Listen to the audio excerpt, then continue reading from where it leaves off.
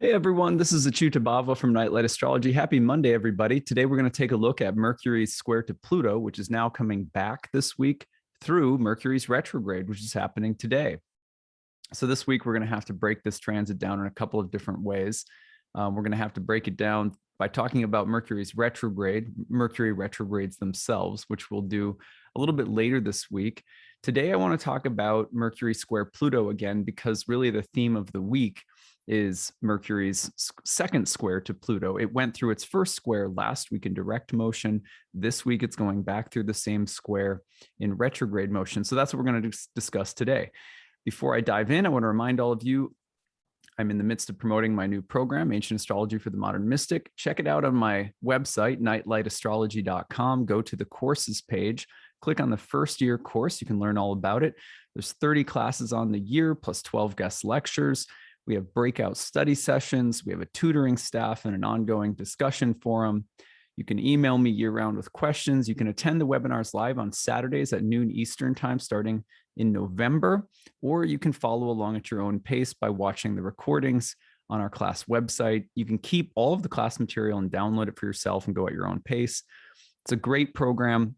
There's tons of bonus content, recommended reading, listening, quizzes, all sorts of material that allows you to go as deeply as you want to with each lecture. Or, you know, for a lot of people out there who are just taking this to just sort of casually deepen your hobby interest in astrology, you can just take it more lightly. People can take a certification exam at the end, especially if you're going for, if your goal is to practice for others. So it kind of meets everyone where they're at. Check out the payment options. There's an early bird payment that if you use now, you can save $500 off, so be sure to take advantage of that. There's also a payment plan and need-based tuition assistance if you're having any kinds of problems, say due to COVID, or you're a single parent, or whatever the case might be, so be sure to check that out. If you have any questions, feel free to email us, info@nightlightastrology.com. And for all my regular listeners, I appreciate your patience while I promote my program. This is literally the only form of advertising that I use, so it's really helpful to just take a minute at the beginning of every video in the month or so leading up to my program and try to share it with people. So today, let's take a look at the real-time clock, and we're going to get a feel for this week's second Mercury-Pluto square. All right, you can see it here. Mercury is square to Mercury. You got see the little S next to Mercury. That means Mercury is stationing and will be retrograde today. And then as the week goes on through the retrograde, Mercury stays within a degree of Pluto all week and finally makes the square to Pluto by Friday, October 1st. So this week we'll be doing the horoscopes for October, the monthly overview for October. We'll be taking another look at Mercury's retrograde. If there's time, if not this week, then next week, I'll also be sharing some of the stories that you guys have had from Venus opposite Uranus last week, and some of you Mercury's first square to Pluto last week. Remember, if you ever have a story, use the hashtag grab. The planets were called grahas, which means to grab or seize. It also means to grasp or to understand in a sense. And so we're sharing our stories to talk about the way that we get grabbed by the planets and also the way we understand what they bring into our lives. So use that hashtag grab, share the name of the transit, like Mercury square Pluto or Venus opposite Uranus last week, for example, and then share your story in a couple of sentences, and we might use it for an episode. If you feel like you'd rather email us, send it to grabbed at nightlightastrology.com. We don't reply to those emails, but we may use your story, so just make sure you don't have anything that you share with that hashtag that you don't mind being reread in a future episode. It won't have your name on it, but anyway. So Mercury square to Pluto again this week. It hasn't moved. It's been within a degree of Pluto now for a whole week already. So this is week number 2 of Mercury square Pluto. Last week in part 1, we talked about truth. Today, we're going to talk about it again, but from a slightly different angle. One of the greatest criticisms leveled at Mercury and Libra in general has to do with indecision. You will hear people say, well, Mercury and Libra, you know, sophisticated taste, like an architect or an interior designer, or, you know, maybe even a composer or someone who has some kind of technical ability, Mercury, and aesthetic or artistic ability. This is Mercury in a Venus ruled sign. So those are all some of the most positive things that you hear about Mercury in Libra. But one of the most negative things that you often hear is, oh, Mercury in Libra, there's like a permanent gray space. You can't make up your mind. You can't, there's not really an ambivalence, but kind of an indecisiveness. And while that's true, I want to go into what I'm going to call today the mantra of maybe, and why the mantra of maybe can be, not always, but can be a very useful thing, especially when we're pairing Mercury with Pluto. Because one of the things that happens with Mercury when it squares Pluto is we get, whether it's intellectual or think of like investigative journalism, for example, you're digging into something and then the truth is revealed. Any kind of mental or intellectual probing or exploring or communicating that slowly reveals or uncovers or excavates things that have been living in the shadows or have been in the unconscious or somehow sealed or kept away or secretive will come up and come to be seen. We talked last week, for example, about truth bombs. I want to talk about truth again from the standpoint of the word maybe, and why the word maybe is so important as a way of continuing the process of discovery.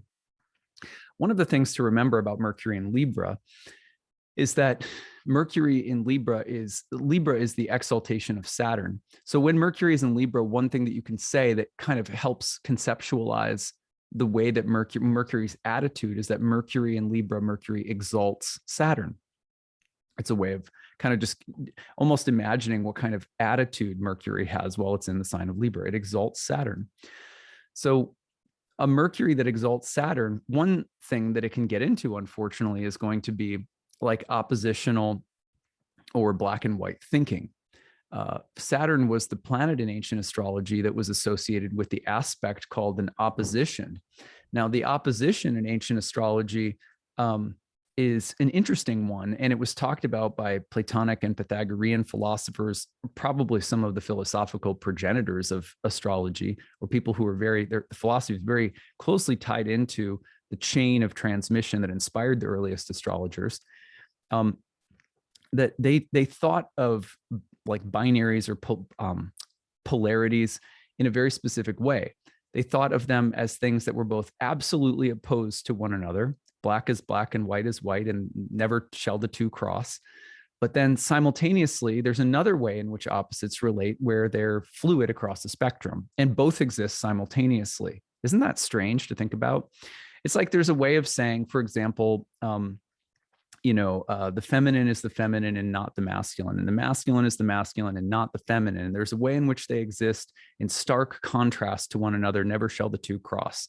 They have to be in some ways opposed and different, and they can't mix or blend categorically. But then there's another sense at the exact same time in which they're always blending and never in a static polarity state. And this was a paradox in a sense, but one that ancient mystics seem to have embraced. So Saturn, the ruler of oppositions, is very similar in the sense that, Mercury in Libra can get into a state where it is paralyzed by black and white thinking. And it says, well, I don't want to fall into black and white thinking. And so it falls into almost like a muddled space of gray where it's like, I'm going to play both sides. I want to be popular. I don't want to ruffle feathers. I don't want to say the wrong thing. I don't want to make a mistake. I don't want to offend anybody. I don't know what's right. I don't know what's wrong. I'm paralyzed by indecision. I can't put a risk into anything. I don't even know how I feel. Okay, so all of those might be potentially negative. Some of those are just considerate and careful, but some of those might be negative. And that's a result of Mercury, in a sense, being paralyzed by the feeling of those tensions of opposites that Saturn is really aware of. And this is, remember, Mercury in Libra is in the exaltation of Saturn. On the other hand, ancient mystics said that opposites, although they exist in this never shall the two meet, black and white, fundamental, absolute kind of way, that they also, the tension between the two held in such a state would creatively yield a third. So the tension between, let's say, a binary yields a third. like, let's just say is an example of like male and female make a baby. And so there's a way in which the blending or synthesizing of the dynamism between the opposites yields something that a creative result, some kind of synthesis that brings about a third. And the third is somehow a blending of the two.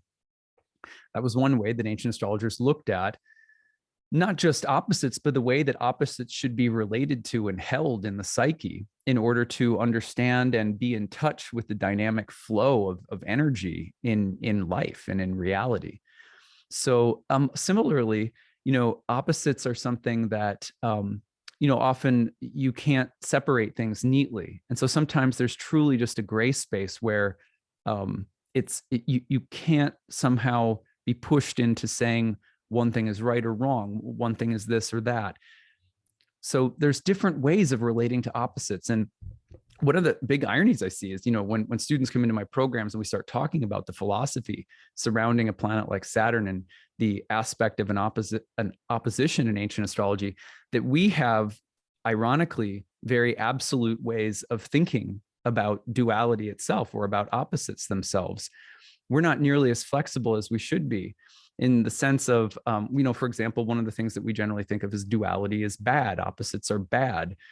It's more nuanced, it's more flexible, it's more subtle than that. But ancient astrologers said, well, you can't have the subtlety, and you can't have the commixtures and the comminglings and the gray space and the synthesis between opposites that leads to creative thirds without there also being absolutes that are sort of fundamental and opposed and can't cross. So you need dualities to have non-dualities. You need binaries to have non-binaries. And this was their way of thinking. You see the same thing repeated in Taoism and the I Ching, for example, in the fluidity of yin and yang. You see the yin and yang are absolutely opposed. The white is white and the black is black, and they're different. And yet there's a little speck of black and white and black. So same kind of thing. This all might sound kind of heady, I know. But let's bring it back to the important thing here, which is that Mercury, God that's associated with the mind and with the intellect and with the discerning, rational, space of the mind, is in a sign right now in a retrograde that has a lot to do with these kinds of binaries and opposites and the tension of opposites and the trouble that we're given by them, that trying to figure out how to give space for opposites while learning how to commingle them, how to hold tension of opposites without letting them tear us apart. It's a tricky thing dealing with opposites, and we're dealing with them every day, all day long. Most of us have gotten so used to it that we go on autopilot. At any rate, when Mercury is square to Pluto, one of the great things that can happen when Mercury is in Libra square to Pluto and Capricorn is that we can come to understand things that lie in the shadows of our of different binaries. And there's all sorts of them. Let's just talk about it and this is where the mantra of maybe comes in. So let's just talk about it from like a very basic everyday standpoint. Every day, let's say we have a judgment of an experience that sucked. You know what I mean? Like I have probably at least a few moments like that every day where I'm like, that sucked. That was terrible. And the mantra of maybe just goes ... maybe. Or it could be positive. That was the best thing ever. That was so much better than anything else. Maybe. You don't literally have to say maybe to include a maybe in the way that we're thinking or processing or judging or evaluating or criticizing or coming to make decisions. Maybe can be in the way that we hold an experience, the way that we come to a decision. So it's not like maybe needs to paralyze us or make us incapable of, maybe doesn't mean we have to doubt everything. Maybe doesn't mean we can't have judgments or we can't be discerning or we can't make decisions or we can't have feelings or preferences. It doesn't mean we can't believe in absolutes. It doesn't mean everything is relative and gray. It just means that there's like a ... at the end of almost everything in life. So again, this sucked. Maybe. How can that change? It doesn't have to, you don't have to literally put maybe in at the end of everything. It's not literally about the word maybe. But for example, one of the things that we learn in yoga philosophy is that if I have an experience that I'm judging as really bad, and I'm not trying to say it wasn't bad by saying maybe, What I'm doing by saying maybe or allowing for the maybe space in my judgment of the situation is to keep it open. So, man, that was a really challenging experience. And then maybe I can just say, interesting. That was really challenging. It's interesting that that came up. Or similarly, with a really good experience that we want to hold on to and get really attached to, that was really beautiful. And maybe you can just add, interesting. Because with interest, we stay interested, So if it's bad or if it's good, maybe is also, you could say, a space of staying interested, staying open, keeping the experience open to continued imagining, continued revisioning, continued dialogue. That doesn't mean, again, that there's no truth or there's no place for resolution or that there's no place for some kind of, absolute resolution or something like that. It's just, if you can imagine that all of let's just imagine that the ultimate goal of spiritual life is to commune with God or to commune with the divine. And then let's just imagine, however, that the divine is not like a static state, that the divine, whether it's beauty, goodness, love, justice, mystery, mercy, compassion, truthfulness, like whatever virtue you can think of as the high wholeness, paradox. I mean, all of the most beautiful qualities, there's endless qualities of God, right? But if you think of experiencing any of them, the point is that we would want to experience them in an ongoing dynamic relationship so that you're never arriving at some kind of static conclusion when it comes to love or beauty or truth or goodness or justice. And in order to keep an experience going, you add a little maybe, you add a little ... you add a little interesting to it. And this is something that Mercury and Libra is actually really good at. It's not all just indecision, indecisiveness, and gray or troublemaking decisions or not wanting to offend anybody by coming to a conclusion. I get that. That's a fair criticism. But also the mantra of maybe is so important. Think about it like this. How many times do you wish you would have caught yourself when you thought, I really need to give this person a piece of my mind. I need to give them advice. This is going to actually help them. I'm just trying to do them a favor here. I'm just going to just give them this little criticism. And this will really help them. How often would we be helped by a little maybe at the end of that, right? Because sometimes just adding that in, that little space of, let's call it divine doubt, sacred doubt, we can just open up a little bit around, the immediacy, the reactionary, the sense of certainty, the sense of self-righteousness. We just open it up. And then suddenly it's maybe, I don't know what's going to come from this. And when we do that, we move from I'm the judge of the situation to I'm the student of the situation. We move to I'm the seer, meaning I'm the all knower, or I can see exactly what's going on here, to I'm curious about what's happening here. Not curious because I'm not capable of knowing, but curious because I want to invite more of what's hidden here. Because I know Mercury square Pluto, that there are layers and layers and layers of deep, rich, life-giving truth, that anything that is divine, that's worth getting to know, that's worth embodying, that's worth getting closer to, is going to be dynamic and ongoing and ever unfolding, not just some static state. So we have to be careful, because our clinging to bliss, our clinging to judgment of a situation, especially based on our intelligence and our sense of certainty about things, often closes off the ability of the experience to keep deepening, to keep unfolding, to keep speaking. And then what happens? Later, we come to a Mercury square Pluto moment, and the truth that we have been blocked off to because of an initial judgment that didn't have enough of the ... in it blows up in our face. And it feels like the truth that we've been blocking out suddenly appears like something menacing us, or something disturbing us, or shocking us, or pulling the rug out from underneath us. Whereas it's not nearly that scary if from the beginning, I said, maybe I'm going to go ahead with this relationship because I really like this person. And I think this relationship is really going to make me happy, but I don't know. Will it? We'll see. Right? And you stay open to that. How much easier is it to deal with it if the person doesn't call or they don't text, or you think that maybe they're being unfaithful, or you go through some highs and some lows, but you keep that attitude? Isn't it possible? Don't we have big enough imaginations? We can imagine that I can love someone deeply and be deeply committed in love and be very vulnerable and in a sense attached, while also leaving room for whatever may unfold. So one of the things that Mercury square Pluto is offering us this week is the ability to just, first of all, if things come up in the shadows of our certainties, our judgments, previous evaluations, criticisms, and just show us the light of something, in the realm of the opposite that's been blocked off, that's totally natural. I come to a conclusion about what's good. It should not be surprised if in the next weeks something about what we thought was good turns out to have been there's a curse in every blessing and there's a blessing in every curse kind of thing.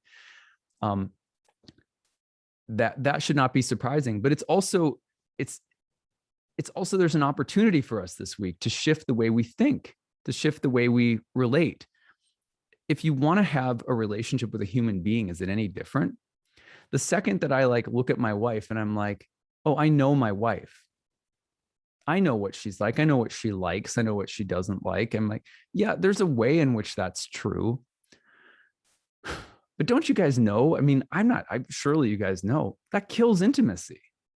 If I every day, if I can say, I think she likes this, I think she doesn't like that, or if I want to stay open to continuing to deepen intimacy, whether it's with a friend or with my wife or with my kids, one of the surest ways to kill that intimacy is to come to conclusions about the person. Oh, I know them, they're like this. Oh, I know them, they're like this. Or even to do that about ourselves. I'm like this. This is who I am. This is, today, we identify in so many ways, right? Like I like this, I don't like that. Our profile handles are designed to give us all these different titles. I'm an astrologer, or whether it's gender or politics, like this is my political party, or this is how I identify, none of which are wrong, right? I don't think it's wrong to have a sense of identity in the world. And we're all born with different, categories that we may identify with more or less. But even in those, isn't it so important to stay open and to say, yeah, maybe this is how I am for now. We'll see what happens. I think it's a healthy space for all of us to be in. And again, we just have to remember we are intelligent and imaginative enough beings to hold space for what we don't know, to hold space for a little divine doubt and uncertainty, even as we have things that we have to judge or evaluate or make decisions about or take a stand for, or things that we identify with in our everyday lives. We can do both. Remember that the opposites, there's a way in which the ancient astrologers said that both ways of relating to opposites exist simultaneously. I can have a way of saying, for example, I identify as an astrologer, but there's another sense in which I can go, I think, I don't really know if I'm an astrologer. I mean, it feels like that most days, but I don't know. I don't even know if I like this some days. You know what I mean? It's really important to hold space for that, because that's where interesting things, at least in my career as an astrologer, for example, start growing in and coming in and informing me. That's why, for the same thing in Krishna consciousness, for example, in Bhakti Yoga, we say that the sign of a devotee of God is one who does not act or feel or identify as a devotee. It's the person who's maybe they're living their lives with a lot of devotional practices, but they're like, I don't really know what I'm doing. I don't know if I'm doing this right. I don't feel like anything. I don't, so because in that space, it's not that you're sitting there with some self-deprecating attitude. It's that you're allowing some room for the other, the sacred opposite, whatever the opposite might be, to come in and inform and fill and create, right? So these are esoteric teachings about Mercury in the sign of Saturn's exaltation, the sign of the balance, the sign of the scales, the weighing of opposites. And with a square to a planet that has to do with this excavation of hidden things that lie in the shadows. So, it's interesting, for example, I've watched, in the news recently, there was a a young missing girl, a Caucasian girl. And I'm forgetting her name now, but and probably you guys who watch the news know this. And I don't watch the news, but I'm always aware of what's happening in the news because it'll make it into social media, And so I saw, oh, there's this person missing. My first thought was, oh, that's interesting. It's interesting which missing person stories the media chooses to focus on because they fit certain narratives that sell and stuff like that. And there's missing people every day. And that was like one of my first thoughts, and I was kind of like, a little irritated, aside from the fact that I had true care and concern and empathy for this person who was actually missing. And it sounds like some horrible things happened. I believe she died. So at any rate, but then it was funny because I was thinking that and I was like, yeah, this is why I don't tune into the media, because there's missing people every day. And now there's like, this infatuation with this one missing person story when really what's lying in the shadows of that. This is, I have several Libra placements in my chart, including Saturn. What's lying in the shadow of that is, of course, all of the missing people who are not being, who go missing every day, but their stories are never told. And I was just thinking about that, not with any like major judgment. It was just like passing through my mind, right? And then, and then in the media, like within, I don't know, like maybe it was within a week or something, all the stories that I came through were like, this is the media being like, is the media focusing on like tragic young white girls who are missing? And what about the voices of all the other people who are missing? And I thought it was, of course, that same thought had crossed through my mind. But here now is the media capitalizing on that story and then, being like, oh, well, let's make sure we tell the story of whatever's in the shadow, right? And I want to make clear that we're not talking about that kind of reactionary swinging between the opposites to make sure that every single person is always pleased and no one is ever left out and nothing is ever, because there's a way in which we can swing from one opposite to another just to like make sure everyone's pleased and make sure that everything is being covered and make sure that everything is equal and fair. And like I understand that impulse. It's not all wrong, right? But that's not what we're talking about when we say like hold the tension of the opposites. It's not like a race to make sure that like we're constantly appealing to whatever opposite might be getting left out. It's about making space for whatever might need to come through in the shadows, right? And so like, and again, like I understood why the media was covering, but I thought it was kind of ironic. There's the media that created the very binary that then they were, progressive looking enough to then cover again within 3 days. So we're not talking about like a reactionary swinging of like, oh, well, just make sure you're always checking your assumptions and always look over your shoulder and make sure that you're, walk on eggshells. And, it's not like a PC awareness of opposites is not really what I'm talking about, even though there's a place for all of that. What we're talking about is subtler than that and really gentler and much more mundane. It's much more everyday. It's much more quiet. It's much more basic. It lives in the small fibers of our lives, right? It's like, for example, if my daughter comes home from school, like preschool, and she says, I had this really terrible experience. I empathize with her. But what I've noticed as a parent, for example, is that if I go, well, Summer, what was the experience? Rather than me jumping to the conclusion that it was a terrible experience, which it very well might have been, but I go, tell me about it. And if I stay interested and curious in what she's saying, and I ask questions about it, and I help her open up the experience, suddenly more comes through. And it's not that it's no longer a bad experience, it's that it's a bad experience.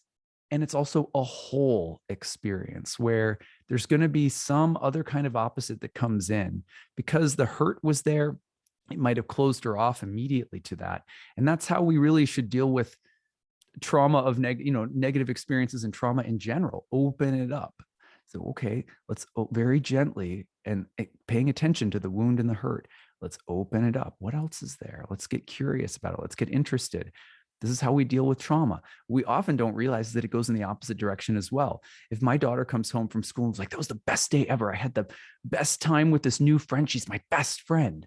And if I open it up and ask more and more questions, I'm not trying to deflate her, but I'm trying to get her to explore the nuances, because I know that if she goes off to school the next day and she's so glommed on to this one person, she's setting herself up potentially for, maybe getting hurt when that person wants to play with someone else. So I had, it's like, and I noticed this, and it's like parenting for me has just been so healing, because it's been like a way of realizing my own tendencies. You know what I mean? And so, even with good things, if we can stay open, that was amazing, right? I'm so attached to it. It's like, stay curious about it. You can say that was amazing, and I wonder what more will come through as I let it sift. And it's like, have a relational, participatory, slight distance.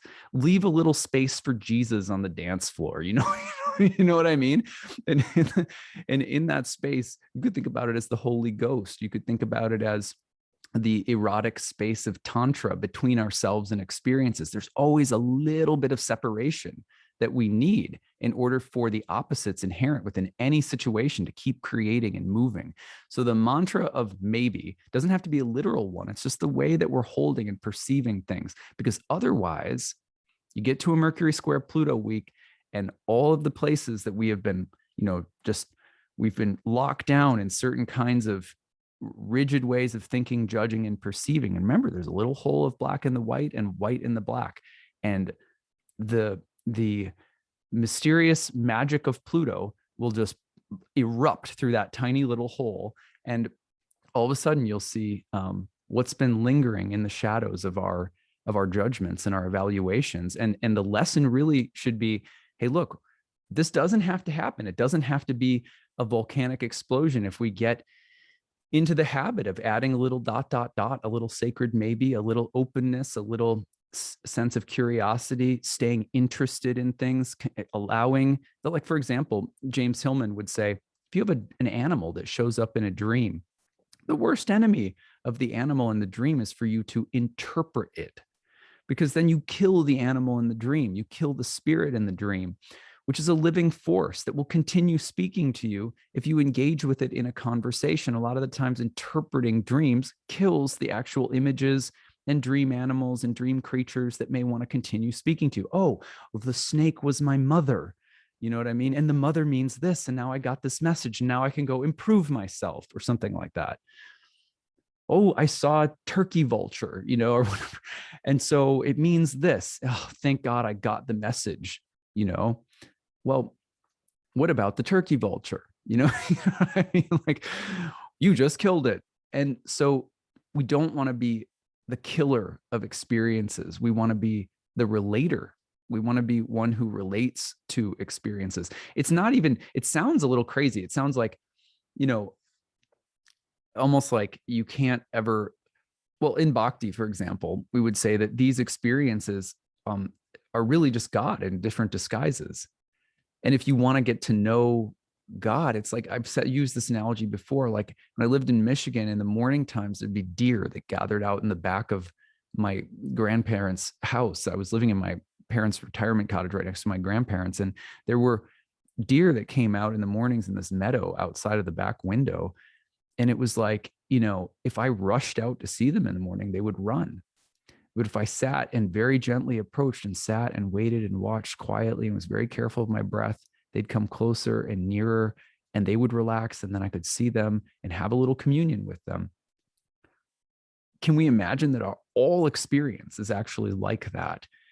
That doesn't mean that there's never a space for enthusiasm or fun or, like some kind of raucous, there's some animals that like to dance and they actually come out when you just start slam dancing or something.